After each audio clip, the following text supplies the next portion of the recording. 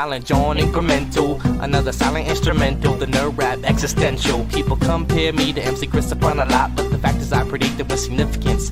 I'm the oldest geek rapper by far, save K&R, compiling kernels, open bracket, cause I racket. And my teen nerds throw your laser pen in the air and wave it all around like you had no repercussions. Now follow instructions, Professor. Why these discussions consist of nothing but incoherent rambling and babbling, but you should still take notes cause you never know what's happening. I'll drop a little nugget, a tidbit if you will.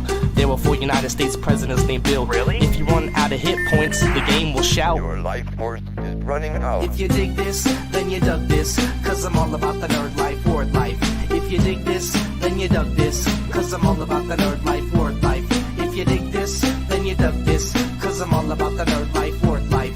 If you dig this, then you dug this, cause I'm all about the nerd life, word life, yeah. Let me start again, put it on like a cardigan, swinging like my name was Mad Mardigan, which reminds me, Warwick Davis was Willow and a knee walk, Leonard Nimoy was Galvatron and Spock. That ain't typecast, I don't know what it. Talk about predestiny, nobody gets the best of me. I've only played one role my whole lifetime, the nerd lifeline, stream through a wicked pipeline, so no one can bite mine, cause mine is original and I write rhymes to burn on a CD, play in the mini V. Soccer moms yodel back, yodel as belittle me. I got a sidekick, I gotta stay connected. Watch out for my decom or you'll get infected. And you don't wanna be one of my bots, cause I see it all like Sauron the Cyclops. And I won't hesitate to drop your whole net block if you're acting up and you're dumber than a pet rock.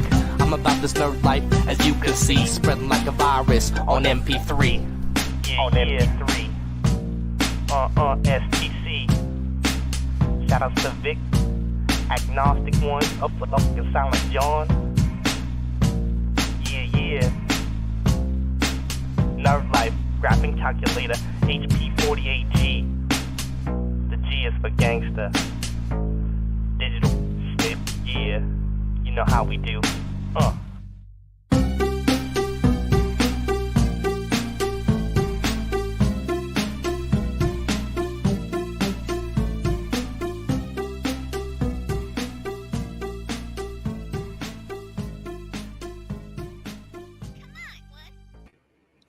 What's up, meatbags? It's the often imitated, never duplicated TonyTGD, and of course, I'm joined by the lovely myself in comics, Bianca.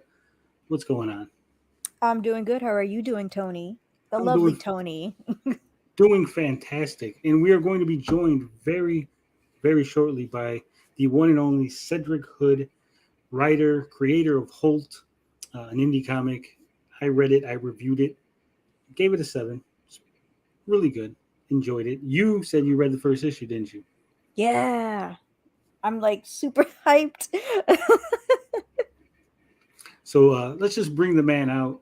He's been in the green room for at least 20 minutes. We've been torturing him. No food, no water. What's up, Cedric? Thanks for doing this interview with us. Hello, Tony. Hi, Bianca. Thank you for having me.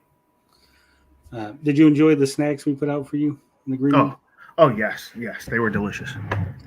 Fantastic. So I think we just dive right into it. Yes. What drew you to comic books? What made you a fan of comic books?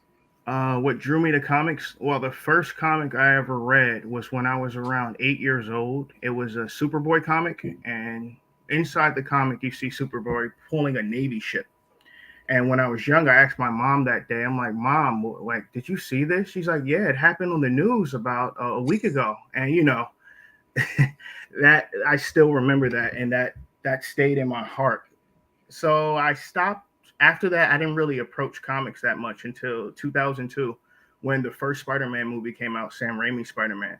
And after that, I just fell in love with comics. I went to the local comic book store, talked to the gentleman who owned the store, and he referred me to Ultimate Spider-Man and Ultimate X-Men. And after that, I just went everywhere looking for comic books. What's your you currently reading any comic books besides Holtt? The only other books I'm reading, there's one book called Farmhand. I don't know if you ever heard of that. It's published by Image, but the gentleman's name, Rob, I forgot, but he was the artist for the comic Chew. No, I've never heard. Yes, of I've heard Farmhand. of Chew. You heard of Chew? Yeah, that gentleman, the one who's the actual artist, he wrote a story. I think AMC bought the rights to make it into a TV show, but it's about an actual farm that grows human organs and limbs for people. Delicious as a werewolf myself. So I read some of that. Other than that, I read a lot of old books, like we were just talking before, like the Ultimate, still good stories. I read some of Mark Millar's stuff that's not like overly violent. Like one of his best books he ever wrote was a book called Huck, Huck. It's basically Forrest Gump meets Superman. It's one of the greatest superhero stories you'll ever read. And Well, I'll definitely check that out. I've never heard of it. I'm not as big into indie comics as Bianca is. She's like the indie comics queen. nice. What books Yes. do you like to read, Bianca? Well, I'm actually trying to delve more into different types of genres of comics. When I first started reading Marvel and DC comics in like 2017, usually when you talk to comic book people, all they talk about is a majority of the time they just talk about superhero comics. They don't really talk about anything else. Sure. But once I started getting into indies, I realized that there's more comics than just superhero ones. Yes. And as a person who's usually actually not into horror because I get scared pretty easily, I have been trying to purchase more horror comics because even though they can be scary, I'm usually fine with it in written form, except werewolf films. I'm always completely fine with werewolf films. Really? Yes. Wow. So I have two recommendations for horror. I think they're both from Image. One is called Witches, but it's spelled with a Y, by Scott Snyder. And the Good other choice, Scott yes, Snyder. and the other book is called Nailbiter. It's by a gentleman named Williamson. It's about an actual serial killer that he bites his victims' nails before he kills them. And the serial killer comes from an actual town that, for some reason, has an eerie knack for breeding serial killers in that town. And basically an FBI agent goes there to figure out why is this town like the root of all serial killers, basically. The breeding realm. Yep, exactly, the breeding realm. Nice. I will check those out. Thank you so much. I'm always looking for comic recommendations. No problem. So you wrote Holtt. What inspired you to say, to jump from comic book fan to comic book writer? A gentleman of mine, a friend of mine, I worked with him. He wrote his first comic book, and when he showed me the comic book in print, it just changed my life forever. I thought, wow, this man made his own story. He basically created his own Bible, and he can control the characters, he can control what happens. So that man influenced me to make my own stories. And Holtt is just a mixture of everything I love, from zombies to Metal Gear Solid to Christopher Nolan films like Memento and Inception. And my all-time favorite action hero is John McClane from Die Hard. So I put a lot of John McClane in that, story. It's like basically Holtt is, what if John McClane was in a horror universe in a sense, and how would he react and deal with situations versus how he would act and deal with situations in an action modern world like the world that he is in the Die Hard movies. I read it. Obviously, I had some criticisms. Overall, I thought it was a really good book. Thank you. There was some confusion. Like, I didn't understand, why is the book called Holtt? Can you explain that? Yes. Okay. So there is an explanation for the name, but you're not going to directly get the definition reading the book. It's not really a city or a town. Basically, Holtt means something, but I want to keep it close to my heart because a gentleman, he came to me and he said, when I read the book, does Holtt mean definition? The definition for the story is it the theme of family and togetherness and how you hold on together no matter what through trials and tribulations, whether rich or poor? I'm like, yes, but that wasn't my interpretation of what Holtt means. So I'd rather not say it. I want people to find their own truth, but there is a reason for it. So, I'm not really giving it exactly. Yes. And is Holtt a one-off, or is there going to be more comics within this universe? Definitely not. It's not a runoff. I'm writing the script for the second one now, and it's gonna be 2 parts. The first part's going to be 37 pages, and then the second part is going to be 36 pages. So altogether, it's going to be around 73 pages altogether. So I look forward to that. Because, like I said, when I read it, there was a lot of things in there that piqued my interest that weren't really touched on. I was like, oh, I want to know more about these characters. Like, I don't want to give too much away about the book. Like I said, you got to. You can ask about one of them if you want to ask. Like, I don't have a problem with it. The more we talk about it, I hope the listeners they'll get interested in the story as well. So if you have a question, I don't have a problem answering it. The main character, how is it that he's like, he eats people and he regenerates? He's like Wolverine, but he's got to eat people. Yes, well, no one seems to like. It's just like, it's just a thing, right? Like, well, the thing with Fox Greaves as the main character, he was experimented on. We find out later in the sequel why he was experimented on, but basically he eats the brains if he has to interrogate a dead officer or soldier or a suspect. But he can eat any body part to heal. It's just like, let's say, for instance, if his fingers were separated and he actually ate someone's fingers, his fingers would actually heal faster because how his regenerative capability works. It works off of stem cells.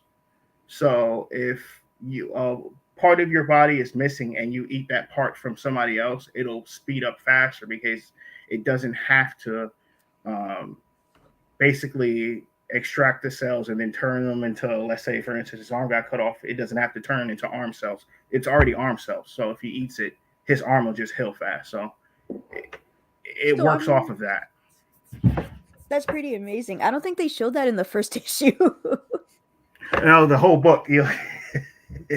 That's the only problem with Tony read the whole book, so he kind of sees more of what the powers, the exploration of the powers.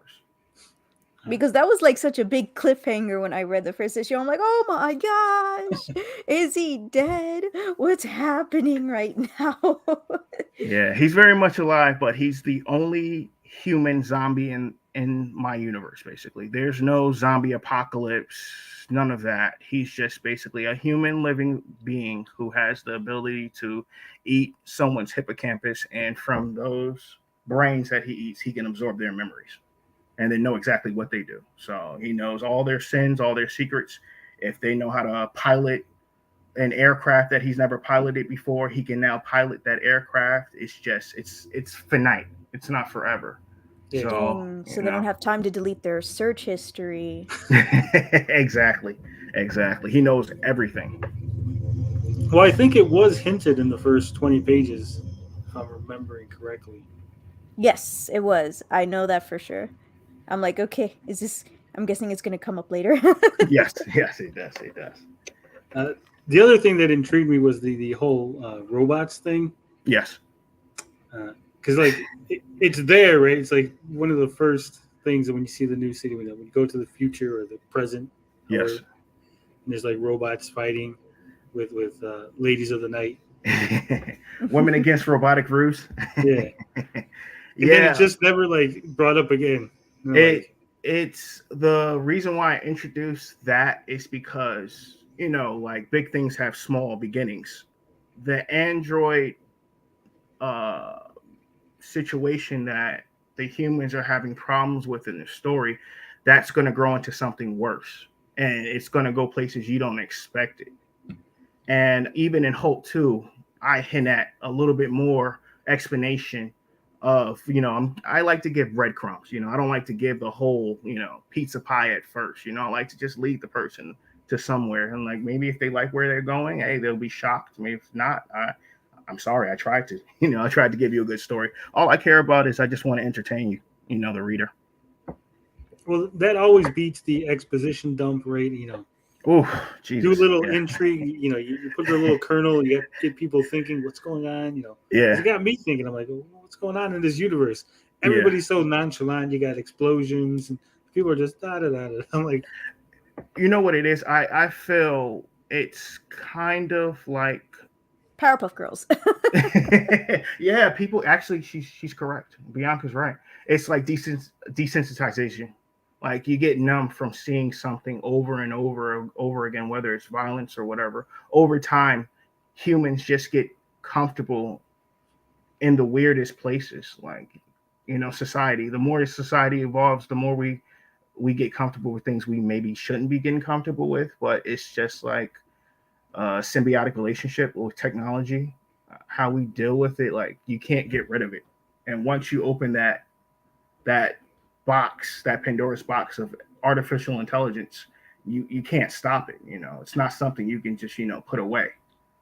So that's kind of how I feel with the Android explanation. And I'm a Blade Runner fanatic.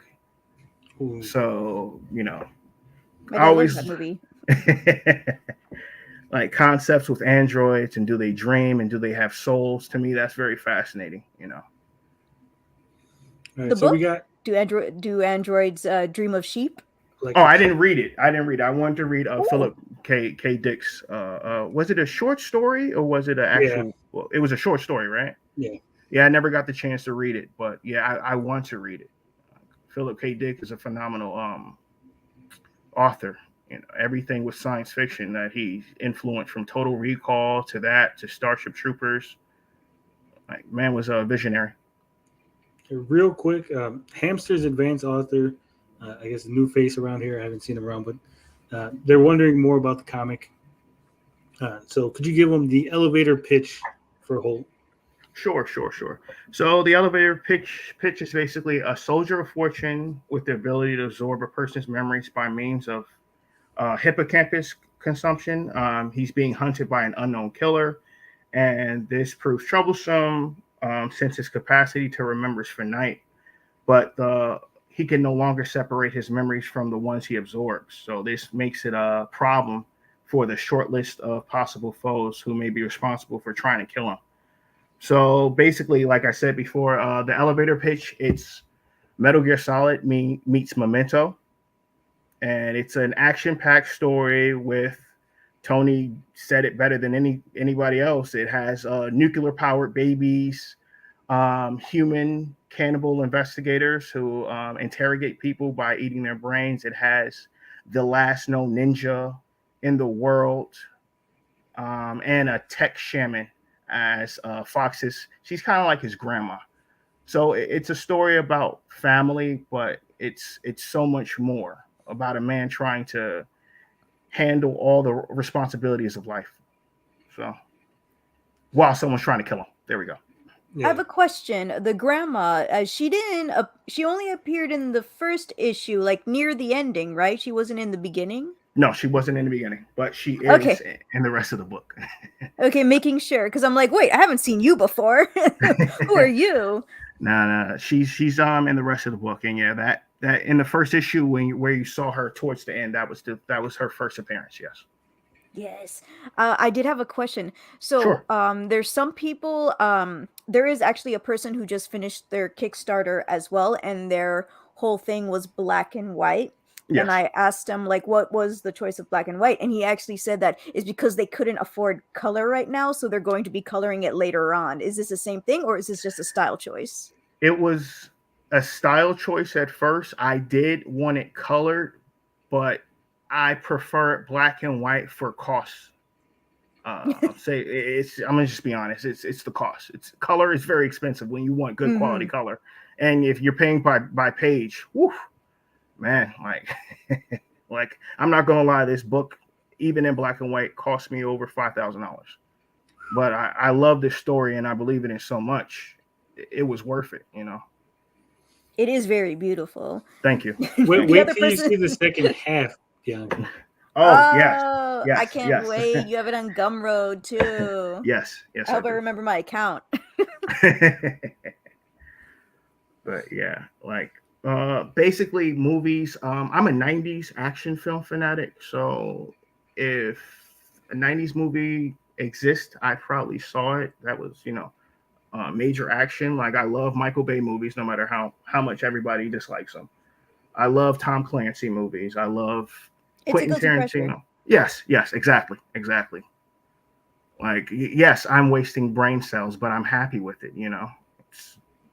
So movies like The Rock, Face Off, I love those. 90s classy, trashy, cliched, archaic, action films. So it's basically a labor of love. That's what Holtt is to me. Yeah, and like I said, the art does pick up. If you think the art in the first half is good, wait till you see the second half. Characters pop just right off the page. It's nice. I like it. Don't make it color because the black and white is working so well. Thank you. That's great news to hear. But I did have one more question because sure, you said that the main character Fox, he gets the memories by eating people's hippocampus, right? Yes. Why didn't he cut out a piece of his own hippocampus and put it on the side, and then eat someone else's? So then he would grow his back, and then he would have like a memory bank. You know what? I don't think he was thinking like that. And I don't think he would actually trust anybody to perform the hippocampus surgery on him because you already know Fox is very, very he's not very trusting if it's not his wife or Nana. And he really doesn't trust the government after what happened in the first issue. So I don't think he would even trust anybody to do that procedure on his head because I think he would fear that they would take out his ability. Yeah, too much. Or there's a little secret in Holtt 2 you're going to see that will explain more of his ability and why he would never take that chance with someone trying to remove a piece of his brain for like backup storage. I like that. His wife, they had a little fight, mm-hmm. and then they decided to get down and busy. I was confused at first. I was like, is she an assassin? Because she's got the thing, right? Oh no, it's his wife. But they are still fighting. I'm like, hey, sometimes there's a thin line between love and hate, like they always say, right? Yeah. So yeah. I mean, but it works. Also, I love the little running total of his money that pops up. Yeah. No one ever brought that up. I'm glad you did. Yeah, I wanted to try something different, and I felt if we're going to get personal with the character, one of the most personal things you can get with the character is their bank accounts.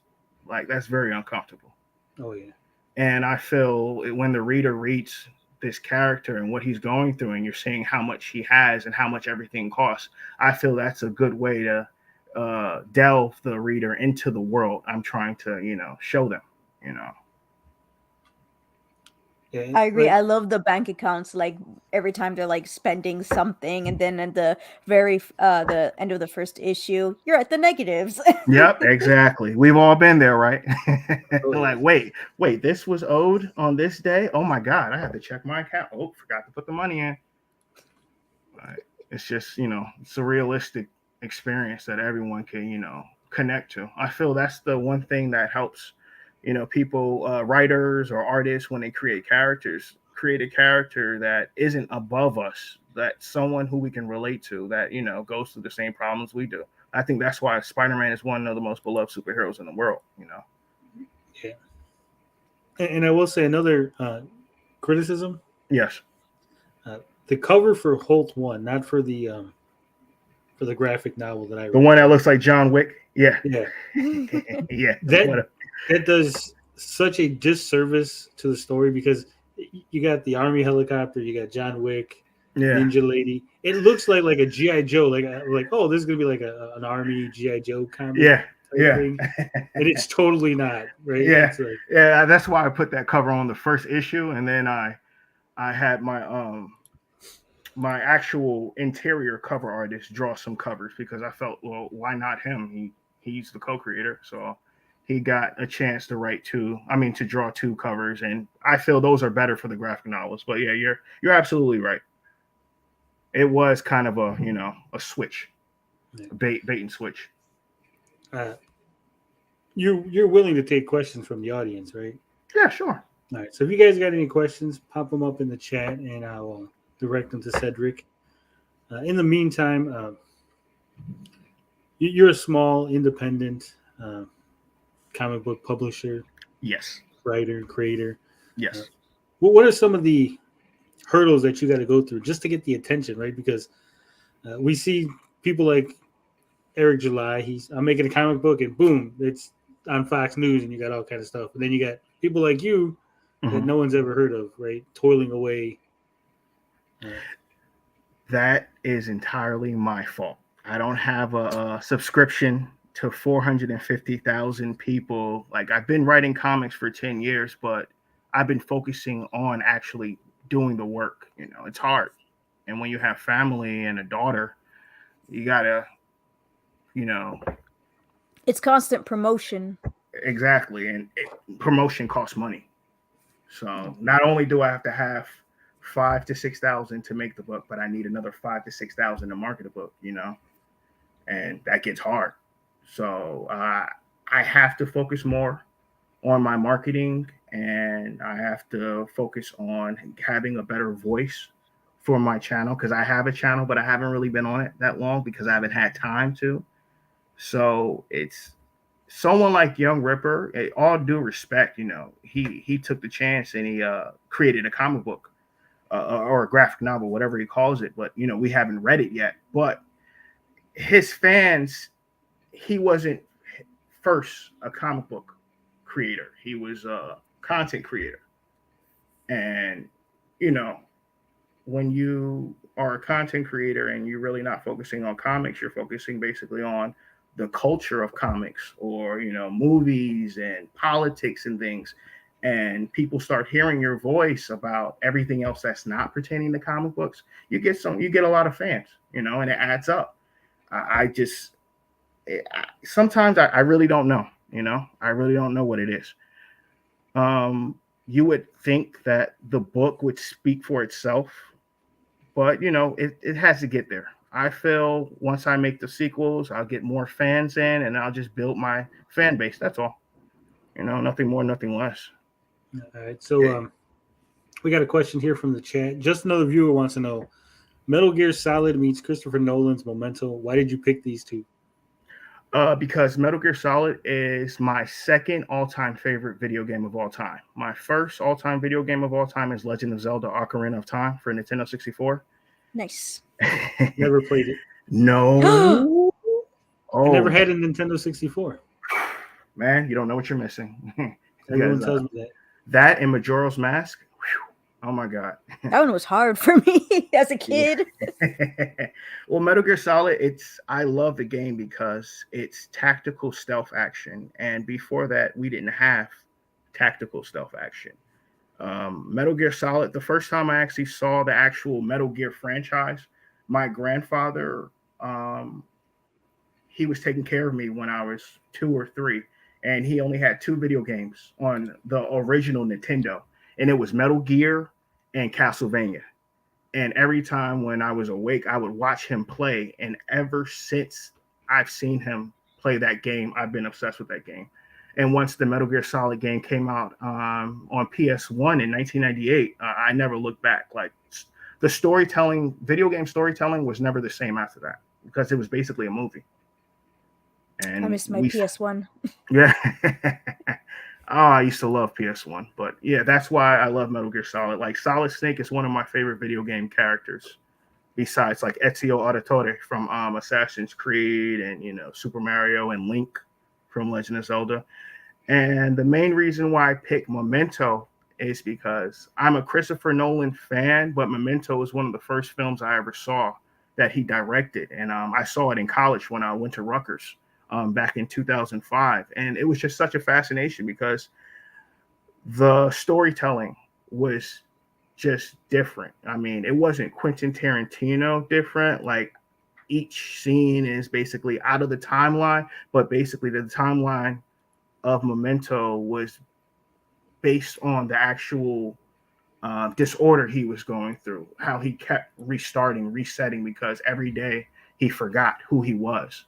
And to me, like, it's just fascinating when you talk about the human brain, because it's still so many secrets we don't know. So that's the main reason why I picked Memento. I just think that's one of Christopher Nolan's best movies, besides Inception and The Dark Knight, of course. Yeah. All right. So Blinded Braille wants to know, what's your writing process? Do you write the script like a screenplay? No, I do not write the script like a screenplay. I do. There's two forms. There's the Marvel style, and then there's the more detailed style.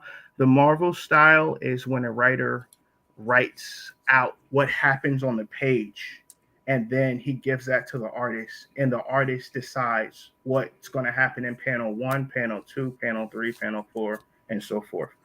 The other style, which I do, is a detail style. I start off with the overall theme of the story, then I go into the plot, then I try to see where I put the character arcs, where's the rising acts, just basically all the different parts. And then I do it panel by panel. I explain to the artist exactly what happens in each panel. Sometimes I'll give my artist the freedom to work on a page or two. So I'll just tell him where it's going, but it's his choice on what direction he takes it. But other than that, if I can't explain it in words, I always give him picture references. That's, to me, is one of the best things you can do. And my co-creator, Matt Oppenheimer, he's from Italy. So English isn't his first language. So sometimes when he tries to translate the English into Italian, he'll be like, what did you mean about this? And I'm like, oh, it's this meets this. And he's like, I'm not really sure. So then I'll just show him a picture or something. He's like, oh, okay, that's perfect. I understand now. It's all communication, Yeah. Carl wants to know, did you get any inspiration from any Ralph Bakshi films? No. Who's Ralph? Fritz the Cat. What else did he do? He did Rings, American Pop, Fire and Ice, Wizards. No. Mighty I don't Mouse. know this person. No. Oh, I know Cool Mighty World. Mouse. You know what? I love that movie, but I wasn't thinking about that when I was, But nah, I don't say there was no inspiration from Ralph Bakshi. Wow. Sorry, Carl. Sorry, Carl. Just another viewer says, who did the art design? My artist, Matt Oppenheimer. We didn't really have like a separate person to do the art design. So Matt Oppenheimer. I think he just wanted to know the name. Yeah. It was probably asked before you had mentioned him. I'll give him, it's Matt Oppenheimer, but if you go on his Instagram, he'll be under the name Mattia Monaco, Mattia, and Monaco, Monaco. You'll find him on Instagram quickly. He was under a Matt Oppenheimer profile on Instagram, but someone hacked his account, so he's under his actual real name now. Oh. So Matt Oppenheimer is just his assumed name. Yeah, exactly. Just another viewer says, I think you meant planning. Are you planning on doing physical editions? Yes, I did physical editions for the Kickstarter, and I will eventually have the printed copies up for sale on Indie Planet. It's going to be maybe in a month or so. But right now, he can purchase the digital copy if he wants on Gumroad. Yeah, I got the link to the Gumroad. It's pinned. Thank you. In the chat, so if you want to check it out. Before we get to Blinded Braille's second question, do you network with a lot of other indie comics, or are you just kind of doing this on your own, making your own way through the world? I know of other comic book creators, and we talk a lot, but we don't really, they have their projects, I have my projects. Usually you never really have time to like communicate with other creators because you're creating yourself. And then other than that, you have to deal with, life struggles, job, wife, child, car breaks down. Oh God, I got to worry about that. So I don't really get the time to really work with anybody else. So, it's just me with my artist or my, letterer or my logo designer, things like that. Yeah, your letterer, James Reed, right? Yes, sir. Yeah. I've been using him since 2012. He's great. He's been working for Dark Horse, Image Comics. Yeah. And Holtt isn't your first comic book correct?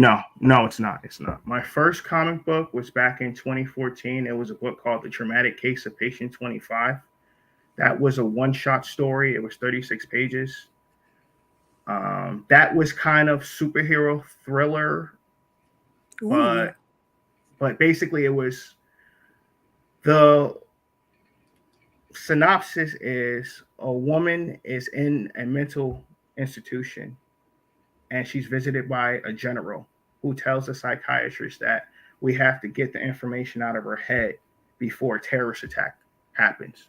And once we explore that, we find out something about the character that they're studying that basically answers the questions and much more. It tells an entire story in 36 pages, so there's no sequel to that. And the second one is called Red Rose Resort.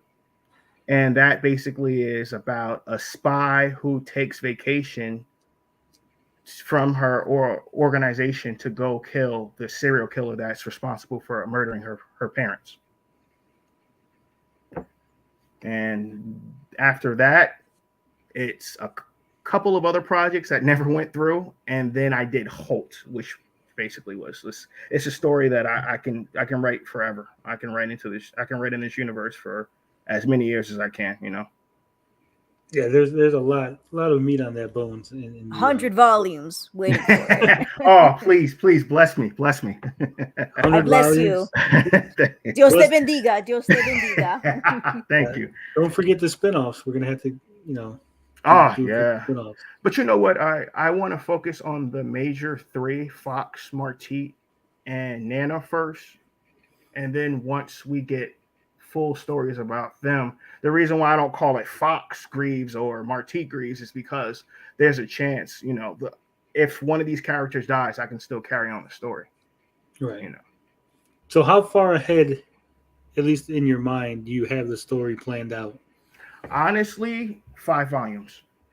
Ooh. If I can get 5 good, yes. If I can get 5 good, I can write for 20 volumes. I'm serious.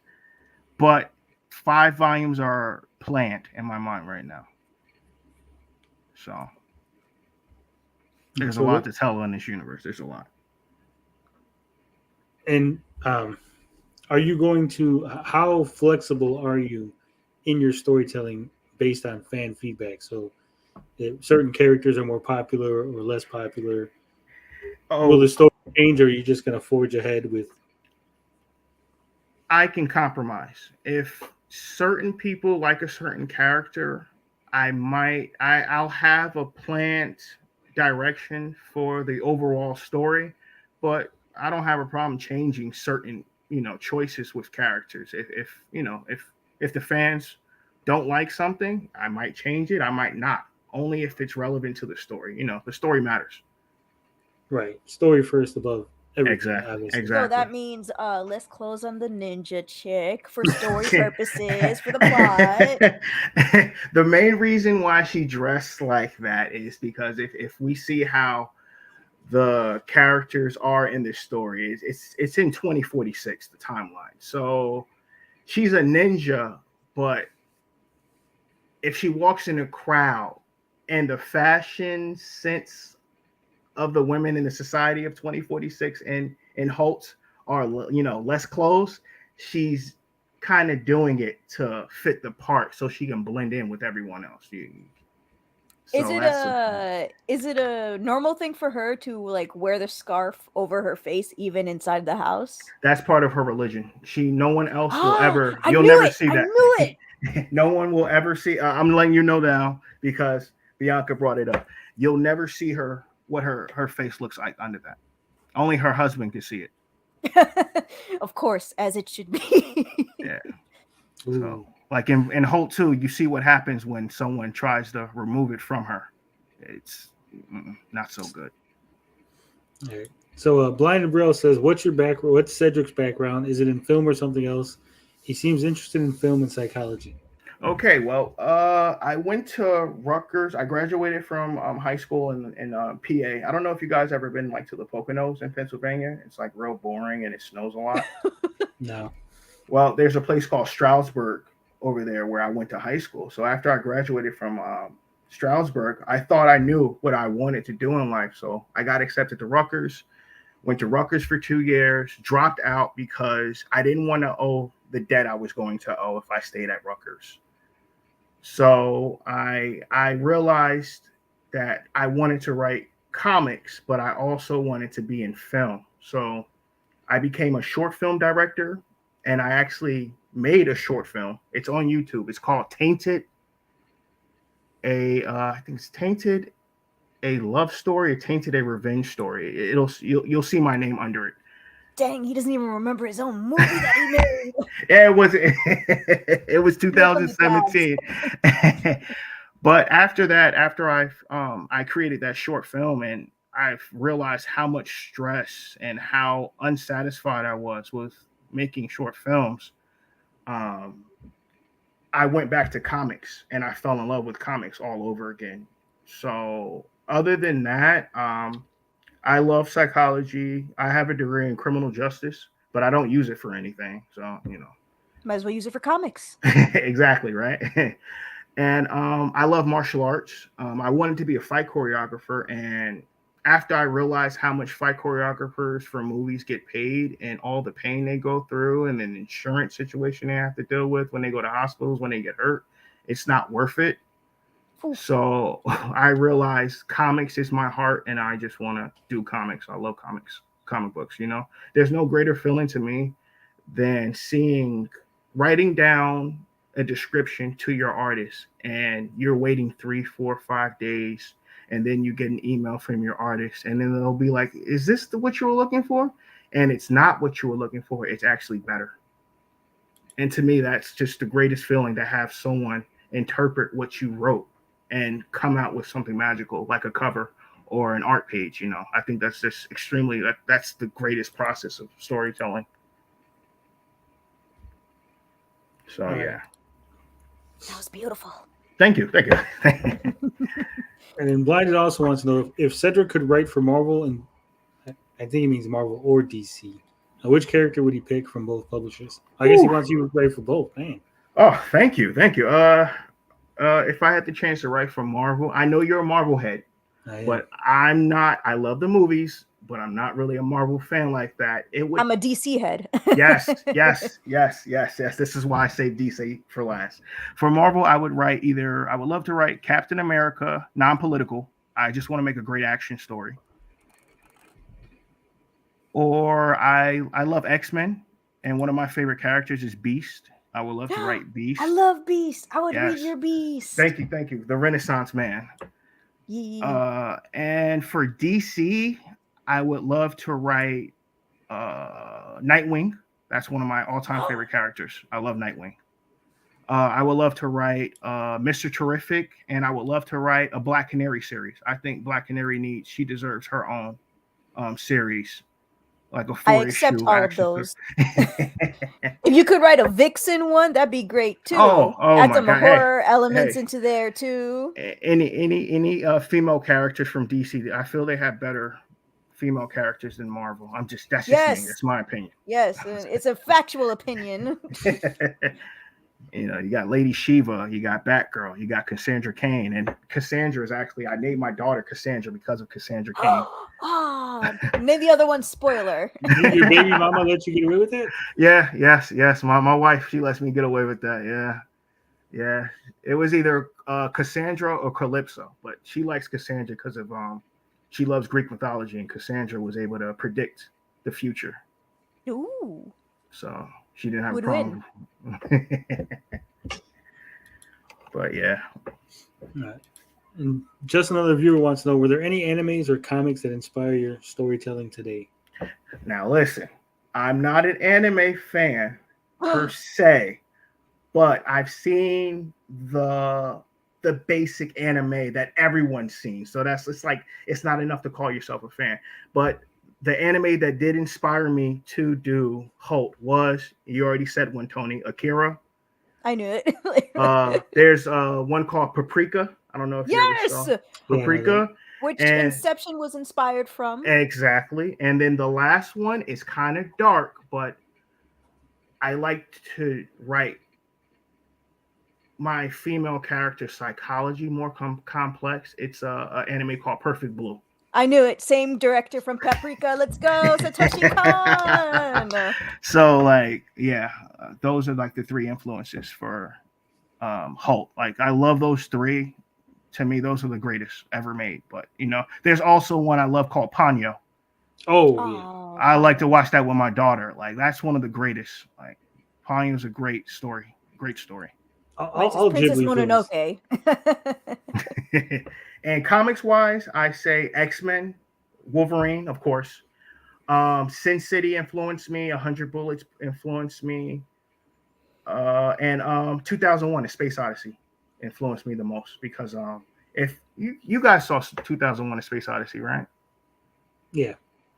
If you remember, at the end there was a star baby that the astronaut evolved into, and that's where the singularity baby came from. The idea. So yeah, the nuclear powered babies. Exactly.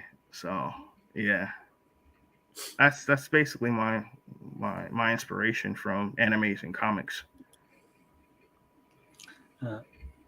So what would be your favorite comic book movie that's come out recently? My favorite comic book movie that came out recently, we're talking like last 5 years, or I'd say the last 10, 20 years. Oh God, you said 10, 20.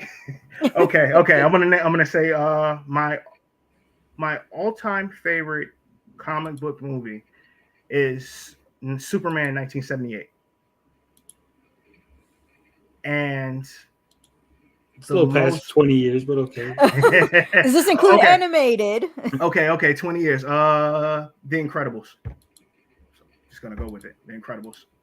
That's my all-time favorite superhero movie made in the last 20 years. All right. Some people wanted to see some of Holtt, so we'll give you a quick look. Cool. This is the cover, the John Wick cover. Oh, I thought it looked familiar. And this is the interiors. Like I said, lots of shadowing. Yes. Maybe a little too much. Bianca seemed to like it. But... I don't know. I just like shadow. I don't know anything about art or whatever. So I'm like, what's off here? It's like, oh, it's the shadowing. It's the cell. I'm like, okay, whatever the frick that means. Well, I'm not an art major either, but I could just, Well, you know more than I do. Mm-hmm. Like I know people who can tell that the shading is too much or too little or just right. And I'm like, I cannot tell. I'm just like, I like it. And I'm glad. As I say, my kid, Psychic Max, is really big into art. So he's gone over all this kind of stuff with me. I need to talk to my artist friends a lot more. I think this image right here kind of threw me off because I was like, is this supposed to be the grandma lady? No. Then they got killed. That's why I was like, wait a minute. Then they got killed. I was like, no, can't be. I thought she was important. Yeah, right. Like, they're so focused on her. Yeah, she was just an undercover agent working for the Russian military, trying to protect that little building that gentleman was on. So that's all you get. It's the only tease. You gotta buy the comic to see the other 15, 16 pages. Yes. Blind wants to know what's your thoughts on Tennant, since he's a Nolan fan, and Tennant is probably his least favorite. It's his least favorite. Well, it's my most favorite. Wow. See, again, me and Bianca, we're agreeing on this. Let me get my shotgun. I saw Tenet in the movie theater, and Christopher Nolan has a thing he does with the muffled dialogue. Yes. And honestly, when I was in the movie theater, it didn't bother me, but I understand why people don't like that. Some things you're not supposed to hear, and some things you're supposed to infer or give your own theories about it. I feel as a Christopher Nolan fan, I think Tenet is one of his best and most experimental. That's why I saw it in the movie theater 3 times. Yes, and I'm a bit biased because John David Washington is a great actor, and Robert Patterson. I gotta be honest. Listen, this movie, I didn't take him serious at all. I didn't like Good Times, but I loved him in this movie. He was charismatic. Oh god, he was charming, charismatic. Thank you. He was very charismatic, and he was very intelligent. And I'm like, wow, I like his demeanor. I like his. This and Lighthouse seems to be the good praises. The most. I of heard the praises. Lighthouse was a good horror film. Was it good? I didn't see Lighthouse. I didn't see it.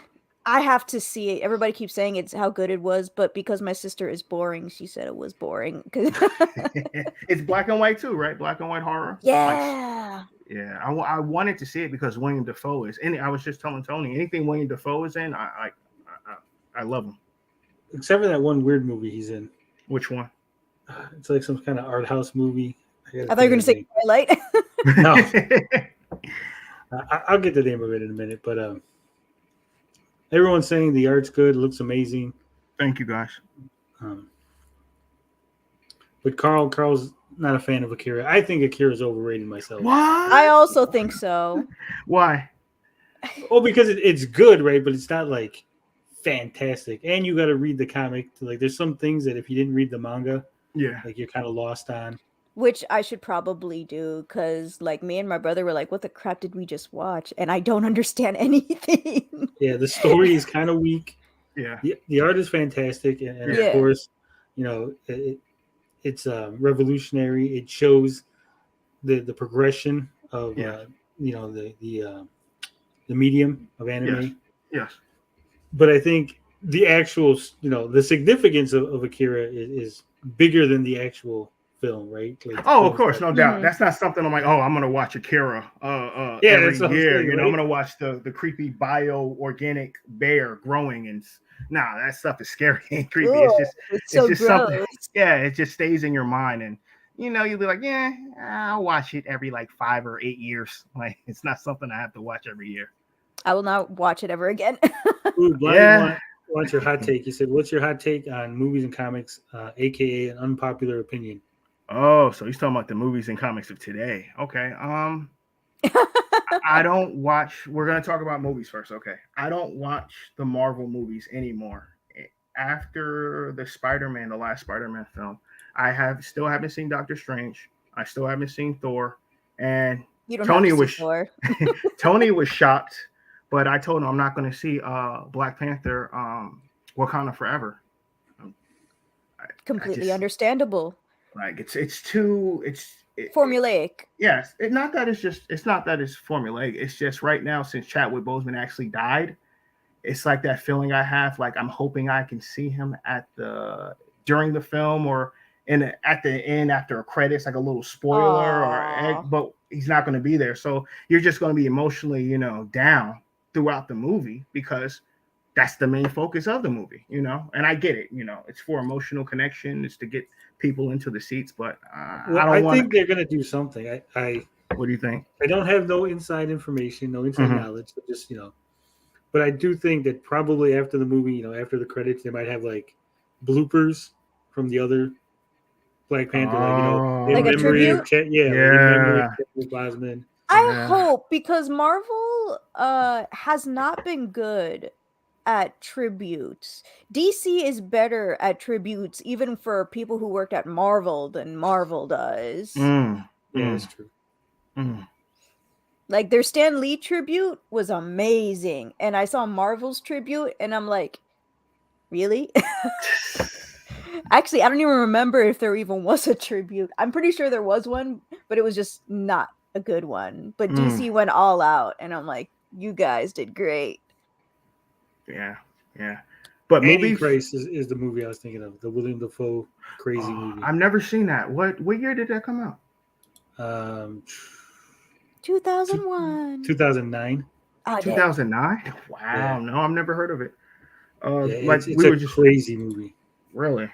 I like crazy movies, but, you know, just don't like let go of my hand, and then towards the end, okay, that makes sense. But sometimes some directors, they just go afoul and they just Yeah, it's one go of those. left. Yeah, like I go. The Batman. We talked about it before, but the Batman to me is one of my favorite movies because Robert Pattinson is, in my opinion, he's my Batman. Like I feel he's the closest to the animated series Batman. Yeah. You know, he has situations to deal with as Bruce Wayne, but we'll see that in the second movie. We'll see the character development and progression, you know. Based on Batman Year One. Yes. I just which want to had a know. lot of elements in there. Yes. And what was it? Not the Killing Joke. It was the Long Halloween. Helped influence it that's the too. one. Yeah, I thought they were gonna bring in Calendar Man, so I was getting excited. And I only know Calendar Man from the Arkham City games that I used to play as a kid, you know. Yeah, there's been a little bit of a controversy about the Batman lately, with claims of the script being stolen from the Ben Affleck movie. Are you serious? Yeah. I don't see why Matt Reeves would even want to steal it since this is what he's been planning for years. Yeah. Like he's one of the best originals. You see, he always talks about Batman Year One and how grounded he wanted it to be. Mm-hmm. I know a lot of people, directors are like so focused on realism for Batman movies, and I'm like, stop that nonsense. It's a comic book movie. That's probably one of the many reasons why, hot take for me, I didn't like the Joker movie. No? I'm like, no. There's actually a movie with Joaquin Phoenix that dealt with the same issues, but a lot better, and it was called You Were Never Really There. And Oh I'm my like, God. okay, That's so a this masterpiece. is... Yeah, and I was like, okay, the Joker's trying to do something like this, but it's just not executing it well for me personally. And well, so the that's Joker why... was the king of comedy. Yeah, that's what it's based on. Yeah, with Robert De Niro, right? Yep. Yeah, that was another good movie. But back to you said You Were Never Really Here with Joaquin Phoenix. The funny thing about that movie, the kid who played the younger version of Joaquin Phoenix in You Were Never Really There plays the Bruce Wayne in the Joker film. They did it on purpose to fool me. But that was a low-key horror film. You Were Never Really There. Like the trauma the main character Joaquin faced with his mother, and you know the horrors of the military and everything. It was almost like a low-key like horror superhero story, almost how he was dealing with his psychosis. I also didn't like how the directors were talking about comic books. It was very insulting. And that's not even my opinion. That's insulting to anybody who reads comics. Specifically who? Shoot, what was his name? Was it Tony Phillips? Really? Tony Phillips, Joker director, said something about comics? Yeah, well, he said that the reason they wanted it to be realistic was because they were like, when you fall into a pile of acid, your hair doesn't turn green. You don't turn into a clown. That's silly. And I'm like, yeah, because it's comics. Yeah. And that's what you're basing a character on. Yeah. So maybe you shouldn't be saying that stuff if you're going to be using the character. And then before the movie came out, and then when it was getting closer to the date, they were doing completely they were talking about two different things about the Joker.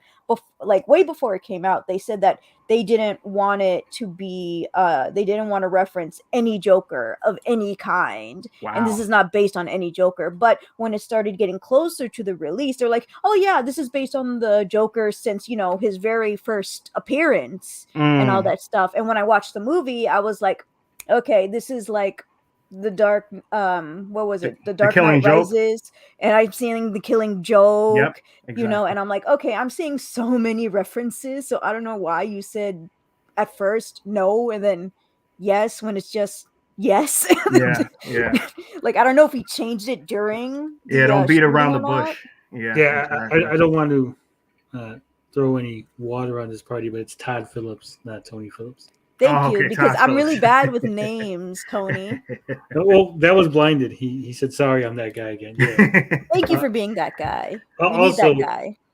It was not the Ben Affleck script that they were talking about. Supposedly, he stole it from an older script for the Batman. Okay, so that would make a lot more sense. Yeah. Blind is in the chat, keeping us honest, making sure that we're not saying anything bad about his movie.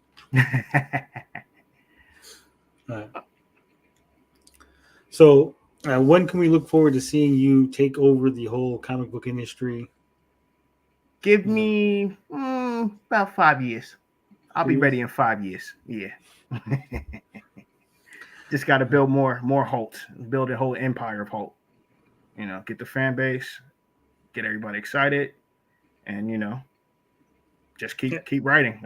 I can't stop writing. That's the only thing about being a comic book writer. If this is your heart and your love, you don't feel like it doesn't feel like living when you're not writing books or creating. It's just that creative heart. You just have to express yourself. That's what I feel. So whether I'm getting paid for this or not, I want to tell a good story and I want to entertain people. Yeah. And how long before Christopher Nolan's directing a Holtt movie? Oh, thank you with the blessings. Let's see, 2032. It's probably gonna be his last film after Oppenheimer. He's gonna probably retire at like 60, and he's like, you know what, I'm gonna do Holtt, and that's gonna be it for me, and I'm done, and I'll be happy. So seriously though, if you were ever approached by somebody and they say, hey, we want to turn Holtt into a TV series, but we're going to need you to tone it down, make it a little less violent, a little less sexy. Would you go for it, or are you sticking to the art? I'm sticking to the art. I have to. Like, if what suckered you in you like, why are you trying to change it? Once you have the chance to get a hold of it. Nah, I'm good. It's just I don't want to. I want Holtt is exactly the way I want it, minus the little mistakes here and there. But Holtt is actually it's my style and it's who I am as a comic book writer. So I would want to stick to my guns. If your wife is anything like my ex-wife, she's screaming in the background, "Take the money!" You know what? And that's the truth. But you can't take the money all the time if you feel like what you're trying to express will be tainted or destroy your vision. Yeah, I completely understand. That's why we keep this show independent. Awesome. We keep more control, right? No corporate. I know Susan's always calling me. She's trying to tell me to get into the partner program. I say, Susan, relax. We can do things here our own way. But it has been a very enjoyable chat. Definitely going to have you come back on. We'll Thank you. Discuss more comics. We'll get more questions from the fans. Hopefully before book 2 comes out. Oh, definitely. Book 2 is definitely coming out next year. So I'm not sure exactly when next year, but it's definitely going to be next year. It's going to be part 1 of Holtt 2, and then I'm going to do a part 2 of 2. So, Bianca, do you got anything else for Cedric? I look forward to more of your work after I buy this Gumroad. Thank you so much, Bianca. I hope you enjoyed it. And if you guys have any more questions, the next time I'm on, I'll answer them for you. Well, Blinded wants real quick. He wants to know, what is your thoughts on Zack Snyder? My thoughts on Zack Snyder. I'm going to be honest, all right? I love Watchmen. I love 300. I love the Justice League, Zack Snyder's Justice League. And I loved, what was it? Dawn of the Dead, the remake that he did in 2004. I actually saw that in movies when I was a kid in high school. That was one of the first rated R movies I ever saw. I love Zack Snyder. I just wish they would give him the chance to complete his Justice League film, because I love Darkseid. Well, in the cartoon they pronounce it as Darkseid, in the comic it's Darkseid, but I love Darkseid and I love that villain, and I know he's so similar to Thanos, but Darkseid was here first before Thanos for the real fans. It's pronounced Darkseid? Yeah, Everybody's been telling me it was Darkseid. Nah, Darkseid. Nah, if you look back, they pronounce it as Darkseid. I might be wrong, but I think Zack Snyder is a good director when he has an actual book based on what he's doing. And what I mean by that, when he did Watchmen, he had the graphic novel to base the movie on, so he gets his take from it, what he wants, and then make it as seamless as possible or make it as accurate, comic book accurate as possible. He didn't do that with Batman v Superman, which is one of his worst films. He took two different stories, which was the death of Superman and the Dark Knight Rises, and he tried to Frankenstein it together.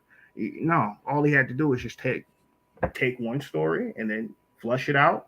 And not the Dark Knight Rises one, because everybody wants Batman and Superman to fight, duke it out. But in the comic, it was literally a fake. So it's like, why would you want it to be a real thing? yeah. It doesn't work without kryptonite or a red sun. You can't do it. Superman's a god, And I understand. People love Batman. Yes, I love Batman too, but he's just a man, a rich man. That's a superpower. Yeah, exactly. In this time, in our day and age, that is a superpower. He's not wearing hockey pucks. That's how Tony Stark gets his Iron Man armor, because he's got money. Yeah. It works for them. But I they're think treated so differently. Yeah, right. One's more of a recluse, and the other one just likes to flaunt everything. Which basically Tony's just Elon Musk, right? Yeah. Well, one of them is better because one of them was dating She-Hulk, so. Wait, Tony dated She-Hulk? They had a thing. Really? Lots of people dated She-Hulk. Wow. Daredevil dated She-Hulk, so that's why everybody's making a lot of memes and jokes right now. Oh, that would be cool. Since she's showing up on our show, I hope they have a relationship. Matt Murdock was always a charmer. I mean, from the way I saw him in the comics, I'm like, yeah, I can see it. Yeah, he was a ladies' man in the comics. Jesus, like they toned him down in the Netflix show, which I love that show. That was toned down? Yeah, Matt. Oh the only thing Matt could see with his eyes was the ladies. Oh, he dated so many women. Yeah, he was. So he was Peter Parker. Yeah, right. You would think someone like Peter. How do you get all these girls? But I'm so used to watching. I'm basing my Peter Parker on the animated series that was in the 90s, and he was handsome and buff, looking like Ryan Gosling and everything and all that. Yeah, my sister was like, "Whoa, why is everybody like that? Like everybody has like broad shoulders," and I'm like, "That's how it was in the 90s." Yeah, that's the animation of that time. She's like, "It's so good," and I'm like, "Right." Exactly. And then our new favorite is the Spectacular Spider-Man. Wait, the cartoon? The cartoon. I've never seen the cartoon. Is it good? So here's the thing. Their budget was like really low, so the animation's actually not good, but the storytelling is amazing. Okay, I'm gonna give it a look because I just showed my wife there was a cartoon in the early 2000s called The Batman that came on WB, and it had like 5 seasons, and it was basically Batman. Oh, you're talking about the 2000s version? Yes, yeah, that's my Batman. Everybody with the Jamaican like, Joker. With the yeah. Oh, jeez.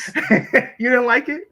No, I did not. I showed my wife that whole series. She watched all 5 seasons. She fell in love with the Batman because she loves the Batman movie. So when I showed her the cartoon and she's seeing things from the actual cartoon that the Batman movie has, she's like, "Oh my God, this is amazing." And there's a great character development in that whole series about Batman, realizing he can't work by himself all the time. You're going to sometimes need friends, a family. You're going to need a team, And this time, Batgirl was the first sidekick instead of Robin due to yes. already using Robin from Teen Titans. Yes. She was a great soldier. That's why I was so hyped for that Batgirl movie, and then I'm like, dang it, it was gonna be like my Batman cartoon. Was it because it was just terribly reviewed, or they just felt it was just a waste of money? It was a waste of money. Like they were going to be out like $70 million anyway. Oh my God! It was supposedly bad too. It was supposedly really bad. Like Catwoman. They said it was as bad as Catwoman. Oh no, I've been following it since June. It has mixed to positive reviews. It got the exact same audience score as It 2017, and both of the Shazam movies, the one that came out first and the one that's recently about to come out next year, which was in the low 60s. Everything they saw was before the VFXs, if that's what it's called. So everybody was and the worst reviews were that it feels like a pilot of a TV show and Oh, not an God. actual movie, which Oh, is, no. the reason it was supposed to be on HBO Max in the first place, Yeah. Yeah. but they screwed themselves because they're like, no, we're going to do theater and HBO Max. And I'm like, no. And they ruined themselves, they shot themselves in the foot. And, Scooby-Doo also had great reviews. It was written by Paul Dini and also had positive reviews, and that's getting scrapped too. Wow. So- Paul Dini was writing it from Batman? Yeah. Wow. And what was the guy? David Zaslav. He said that it had the reason Batgirl was canceled was it had nothing to do with the quality, just that we didn't what's it called? Have faith in it. Yeah. So Quality. but he's Lack of We're gonna quality. do the quality, but we don't have faith. The actors got super great results. Everybody loved Brendan Fraser, J.K. Simmons, Leslie Grace, Yeah. I all don't those think they did. people. I think So like that's kind of disappointing for me. But well, I think there was a what lot I of gonna say? politics. Mm. There wasn't any politics in the movie. No, I'm talking about him saying that stuff. That was him being Oh. political. Yeah. You know, the movie wasn't bad because all these guys were great, but we're gonna scrap it anyway. Don't worry.